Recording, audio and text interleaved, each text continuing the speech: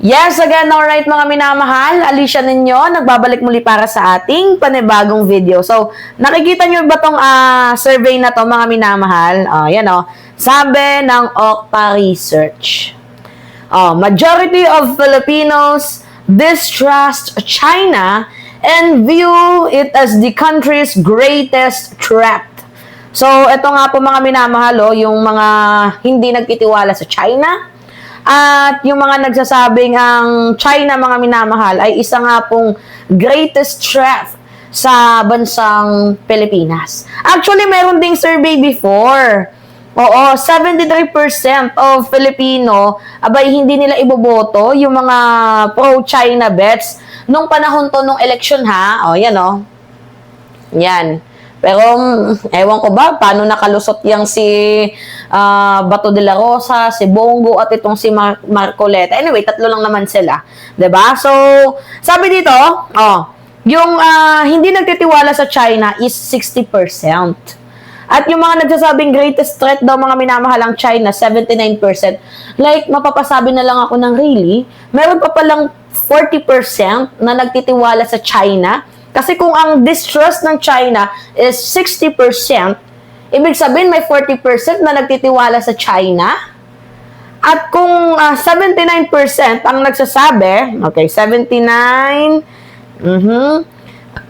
kung 79% ang nagsasabi na greatest threat ang China, ibig sabihin, mayroong 21% ang nagsasabi din na hindi naman threat ang China sa bansang Pilipinas. Actually, siguro yan yung mga DDS senador at yung mga na-impluwensyahan nilang mga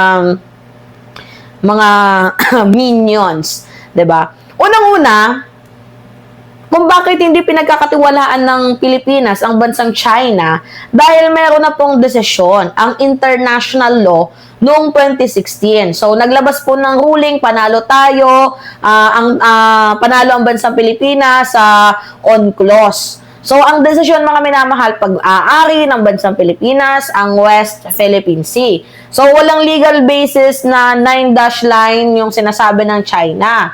So, madaming Pilipino, syempre Pilipino tayo, 'di ba? So, dapat ipaglaban natin ang sariling atin. Kaya hindi nila pinagkakatiwalaan ng China dahil sa desisyon pa lamang po ng UNCLOS, ang ginagawa nila, binabastos nila tayo. Kung dati 9-dash line, ngayon naging 10-dash line na.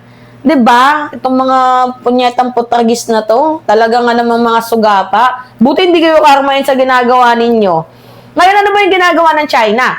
Hindi nila kinikilala, hindi nila sinusunod, tinatawag pa nilang null and void daw po ang desisyon ng UNCLOS. So, paano magtitiwala ang maraming Pilipino dito nga po sa China kung yung China ay hindi marunong rumispeto?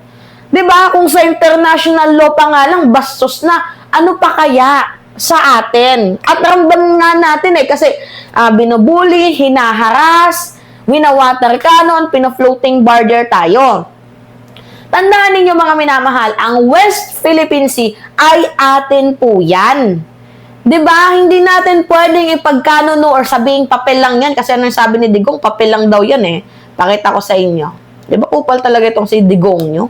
Papel lang daw yan mga minamahal Pakita ko sa inyo yung video ni Kadigungan na sinasabi niyang papel lang naman daw yung West Philippine Sea. Sige, panood natin to sa inyo mga minamahal. Ang say ang court ruling kung nakapwesto na ang China. Yung papel sa totoong buhay between nation, yung papel wala yan. Ngayon pagdating ko, ang barko nandyan sa West Philippine Sea, China boat, ship, tayo wala na. Tapos sabi nila, itong papel na sa kaso nanalo tayo, ipursu mo. Pinursu ko. Wala nangyari. Sabi, actually, sa usapang bugoy, sabihin ko sa iyo, bigay mo sa akin, sabihin ko, papel lang yan. Itatapong ko yan sa waste basket. Diba? Talaga nga namang nababoy tayo sa panahon ni Digong. Biruin mo, presidente ka ng bansang Pilipinas, sasabihin mo, papel lang yan. Diba? Tapos tinatakot pa tayo na magkakagera daw kapag lumaban tayo sa China. Diyos mio naman, Santa Barbara Bendita. Magkakagera kaaway nga ng China yung tawag dito, yung India, 'di ba? Yung Japan, Taiwan, 'di ba? At saka kung kaibigan ka, kung totoo kang kaibigan, gagawin mo ba sa isang bansa na ibubuli mo, iwa-water cannon mo, sinisindak mo ang Coast Guard, pinapalayas mo sa sarili nilang karagatan? 'Di ba? Hinaharang mo yung resupply mission. Gagawin mo 'yon kung totoo kang kaibigan? 'Di ba?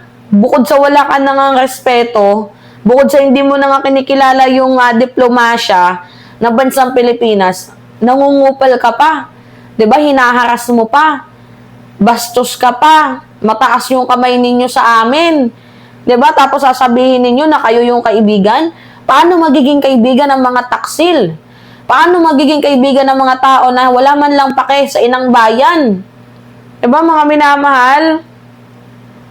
Well, sabi din na comment, Mima, isa din sa dahilan may influence information, may disinformation network, at mga panghimasok sa internal affair. Yung ginagawa ang China, bawal nga yan Yung panghimasok nila sa international politics, 'di ba?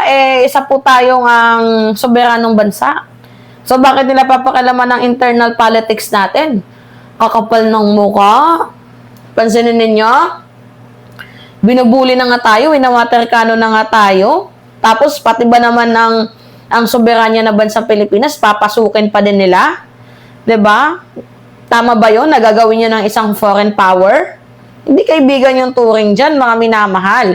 Anyway, this is not about the fight of Chinese people versus Filipino people. Hindi rin to laban sa kultura versus kultura. Hindi rin to racism. 'Di ba? Ang tinutukoy lang naman natin dito is yung estado at 'di ba, mga minamahal, at pulisiya ng China, yung ginagawa nilang aggression movement. So, yan po yung kinukundina natin, yung paglabag nila sa soberanya ng bansang Pilipinas. 'Di ba?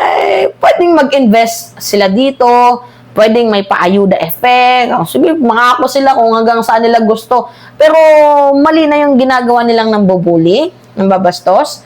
Inaagawan tayo ng teritoryo. Hindi mo mabibili ang dignidad ng mamamayang Pilipino. Maliban na lang sa mga Duterte senador. Posible pa yan, mga minamahal na mag-exist.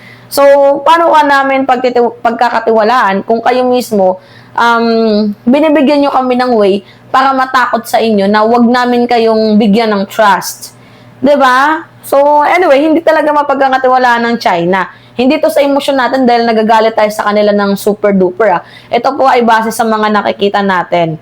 Ebidensya at mga karanasan na nararanasan natin na ginagawa nila sa mga kababayan nating Pilipino. So, yung survey na yan, actual yan, oo, mga minamahal, meron niyang yan yung Okta survey na yan, meron niyang, hindi yan invento hindi din yan propaganda, meron siyang sample size, tama, meron ding malinaw na methodology, tapos meron ding margin of error, so ginawa din yan ng isang respetadong research group, 'di ba? So anyway, hindi naman yan Facebook poll, 'di ba? Or hindi din naman yan YouTube comments or scientific survey. Yung survey na yan, mga minamahal, ay galing po yan sa isang sikat na survey, 'di ba? At mga totoong tao yung sinasurvey nila diyan. Alright, kayo, ano yung masasabi niyo dito? Anyway, it's me again, Alicia ninyo. Nagbabalik muli para sa ating panibagong video. Maraming salamat at ingat, mga kababayan.